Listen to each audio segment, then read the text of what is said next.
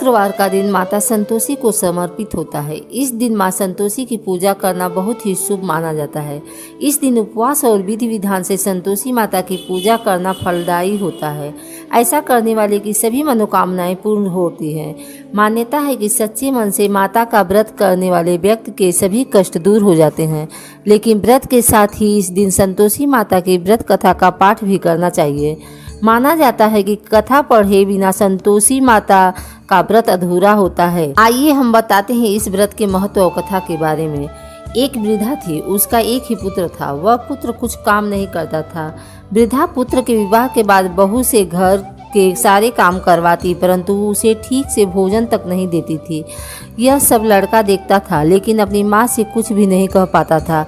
बहू दिन भर काम में लगी रहती थी, उपले थापती थी, रोटी रसोई करती थी, बर्तन साफ करती, कपड़े धोती और इसी से उसका सारा समय बीत जाता।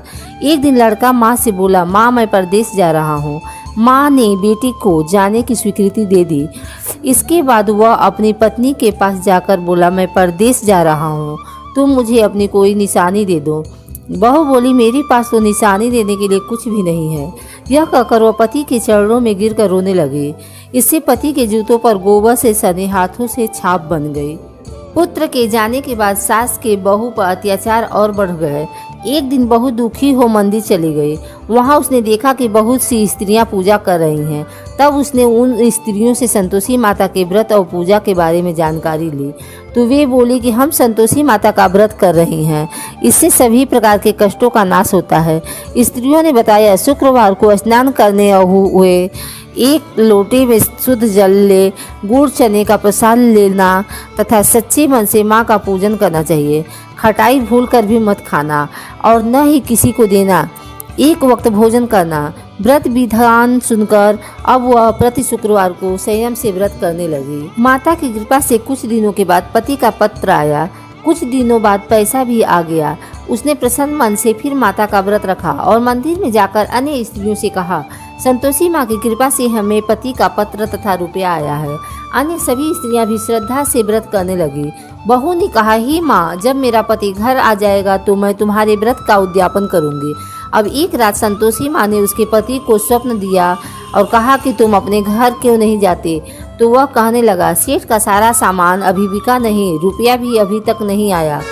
उसने सेठ को स्वप्न की सारी बात कही तथा घर जाने की इजाज़त मांगी, लेकिन पर सेठ ने मना कर दिया। माँ की कृपा से कई व्यापारी आए, सोना चांदी तथा अन्य सामान खरीद कर ले गए। कर्जदार भी धन लौटा गए। तब साहूकार ने उसे घर जाने की इजाज़त दे दी। घर आकर पुत्र ने अपनी माँ व पत्नी को बहुत सारे रुपए दिए।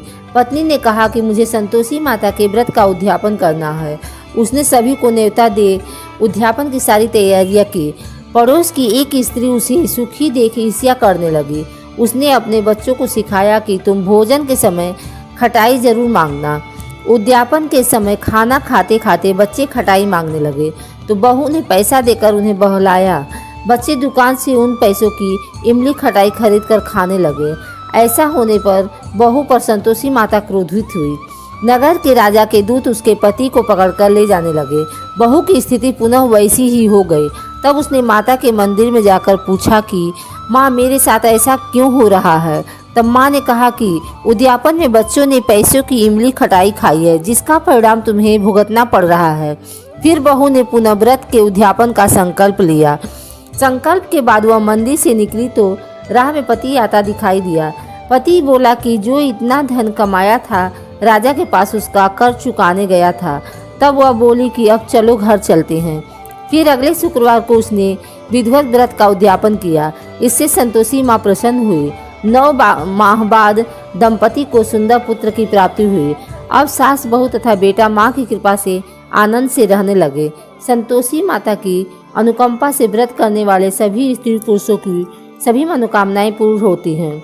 हाँ, संतोषी माँ के व्रत में एक बात का ध्यान रखना चाहिए कि खट्टी चीज़ों से परहेज करना चाहिए, न ही ग्रहण करना चाहिए, न ही किसी को देना चाहिए। इससे माँ नाराज हो सकती हैं।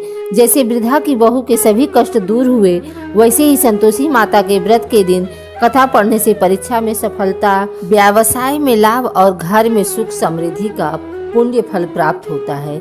इसके अलावा ऐसी मान्यता है कि संतोषी माता का व्रत रखने के फलस्वरूप अविवाहित लड़कियों को सुयोग्य वर की शीघ्र है। बोलो संतोषी माता की जय।